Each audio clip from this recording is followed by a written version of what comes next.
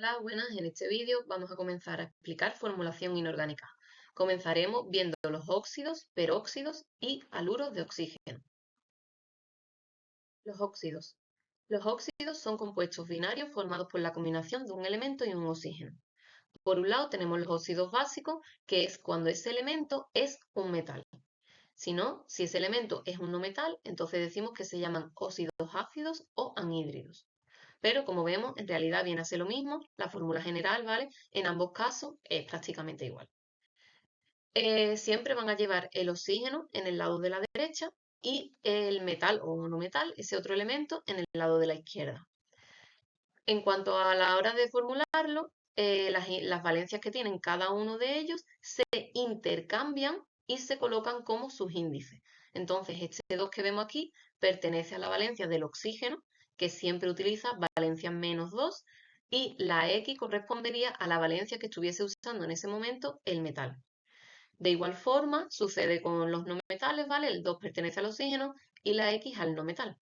En caso de que esa X fuera un número par, estamos obligados a simplificar los subíndices. Luego aquí en la tablita tenemos la forma de nomenclaturas que hay. En este caso son tres. La primera, la nomenclatura sistemática de composición con prefijos multiplicadores, que sería que teníamos que indicar mediante prefijos los subíndices que aparecen en nuestras fórmulas. Entonces, en caso de que aparezca el número 1, que bueno, en ese caso no se pone, como es este primero, ¿vale? Al lado del oxígeno no vemos nada, pero eso implica que hay un 1. Pues ahí se pondría mono. El mono es una excepción que solo se pone cuando el elemento, en este caso el metal, llevase varias valencias posibles. El sodio, por ejemplo, como solo sabemos que tiene valencia +1, no tenemos que poner mono, pero en otros casos sí. Y si el número fuera 2 de sus índices, diríamos di, si es 3, tri, y así tetra, penta, hexa, ¿vale? Así continuaríamos. Entonces, en este primer caso, como vemos, nombramos siempre de derecha a izquierda, entonces diríamos óxido de disodio, donde este di pertenece a ese 2, que es la valencia del oxígeno.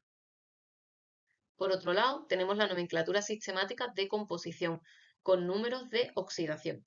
En este caso ya nos olvidamos de los prefijos y solo nombramos de derecha a izquierda óxido de sodio, y en este caso no tenemos que poner nada al lado porque el sodio solo tiene una única valencia. Pero, por ejemplo, en el caso del hierro, tiene posibilidad de tener valencia 2 o valencia 3. Pues entonces aquí, entre paréntesis y en números romanos, tenemos que poner esa valencia que esté usando el metal en ese momento. El paréntesis tiene que ir unido a la última letra del nombre, ¿vale? Sin dejar ningún espacio. Y en cuanto a la nomenclatura sistemática de composición de carga iónica, es igual que la anterior, pero simplemente que en vez de poner los números en romano, los tenemos que escribir como números árabes, ¿vale? Tener en cuenta que, como vemos aquí, el del hierro, aquí quedan de forma simplificada, pero aunque fuera un 1 y un 1, en el paréntesis tenemos que poner que inicialmente el hierro lo que tenía era valencia 2. Entonces, bueno, pues de esta forma, con estos tres tipos de nomenclatura, pues con esa misma técnica podemos ir nombrando todos los compuestos de este tipo. Ahora vamos a ver los peróxidos.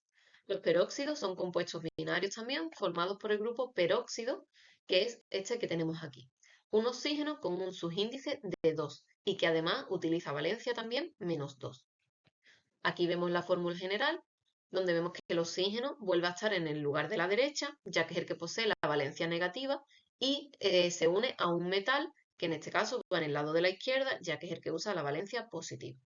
A la hora de formularlo, como ya sabemos, se intercambian las valencias de posición y se colocan como sus índices. Es decir, este 2 pertenece a la valencia del grupo peróxido, mientras que esta X pertenece a la valencia de este metal. Si la X fuera un número par, debemos simplificar junto con este. Importante, solo se simplifican los números que están fuera del paréntesis. El 2 perteneciente al peróxido, ese nunca se simplifica.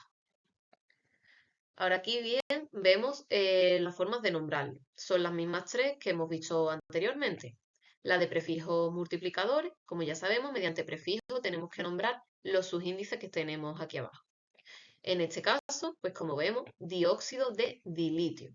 Tenemos el di que pertenece en realidad al 2 del peróxido, porque fuera del paréntesis lo que llevaríamos sería un 1 que pertenece a la valencia del litio, pero como eso no se pone, no hay que contar.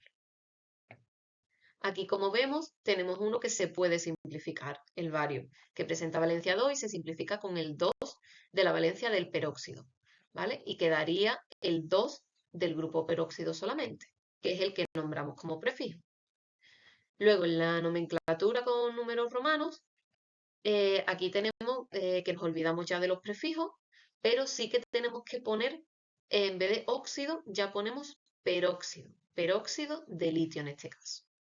Aquí no tenemos que poner ningún paréntesis porque el litio solo está usando una sola, o sea, solo puede utilizar una sola valencia, que sería el +1. En el caso, por ejemplo, del níquel, que tiene valencia 2 y valencia 3, sí tenemos que indicar que en este caso el níquel está usando la valencia 2, aunque aquí no aparezca porque se haya simplificado. Pero aquí entre paréntesis sí que tenemos que poner que es un 2. Ahora bien, la nomenclatura de carga iónica, esta sí varía un poquito con respecto a la anterior, en la que tenemos que poner el óxido con su prefijo perteneciente al grupo peróxido.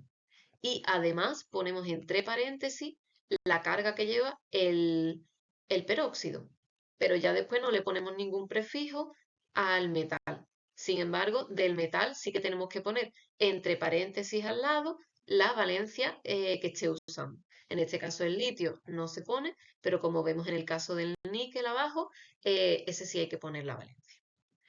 Pues con estos tres tipos podemos nombrar todos los peróxidos. Bueno, por último, vamos a explicar los haluros de oxígeno. Estos son compuestos binarios formados por la combinación de un halógeno y un oxígeno.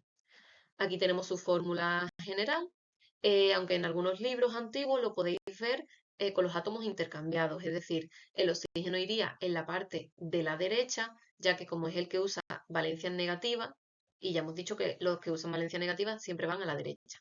Y el halógeno aparece en la izquierda, ya que es el que usa la valencia positiva. Pero bueno, según las últimas recomendaciones de la IUPAC, pues ahora lo tenemos que escribir de esta manera. Entonces, aquí la X es el halógeno y está usando sus valencias positivas, es decir, está usando el 1, 3, 5 y 7, que sería esta I de aquí. Y el 2 pues pertenece a la valencia del oxígeno, que como ya sabemos siempre es -2. En este caso, como las valencias del halógeno son impares, pues nunca va a dar lugar a que se haga una simplificación. Ahora aquí en la tablita pues vemos la forma de nombrarlo, en este caso solo tenemos una, que sería por prefijos multiplicadores. Entonces, bueno, pues como vemos aquí, ¿vale? Pondríamos los prefijos y lo que sí, el halógeno tiene que ir acabado en uro. Por tanto, como vemos en el ejemplo, tenemos dicloruro de oxígeno. En este caso, el cloro está dando valencia 1, por eso vemos aquí que no hay ningún numerito y por eso el oxígeno no lleva prefijo.